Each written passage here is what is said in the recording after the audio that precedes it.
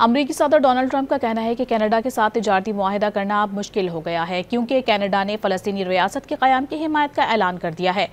अमरीका ज़बानी तौर पर तो गज़ा में जंगबंदी की बातें करता है, लेकिन अमरीका की इजराइल दोस्ती किसी से पोशीदा नहीं। गज़ा में काबिज़ इजरायली फ़ौज के हाथों फ़लस्तीनियों की कत्ले-आम के बावजूद अमरीका ने हर मौके पर इजराइल का साथ दिया। फ़लस्तीनियों से ज़ाहिर यकजहती के लिए जब यमन ने बहरा हिंद और खलीज अदन में इजरायली मफादात के हामिल जहाज़ों को रोकना शुरू किया, उन पर हमले किए, तो जवाब में अमरीका ने यमन पर कई बार बमबारी की। अमरीका मुख्तलिफ ममालिक की जानिब से फ़लस्तीन को आज़ाद रियासत तस्लीम करने के फैसले का मुखालिफ है। कनाडा ने फ़लस्तीनी रियासत के क़याम की बात की तो ट्रंप को गुस्सा आ गया। गुज़िश्ता रोज़ बरतानवी वज़ीर आज़म ने कहा था कि अगर गज़ा में जंग बंदी नहीं हुई तो सितंबर में फ़लस्तीन को तस्लीम कर लेंगे। बरतानिया के इस ऐलान की भी ट्रंप ने मुखालिफत की, कहा कि फ़लस्तीन को आज़ाद रियासत मानने का मतलब हमास को मानना होगा।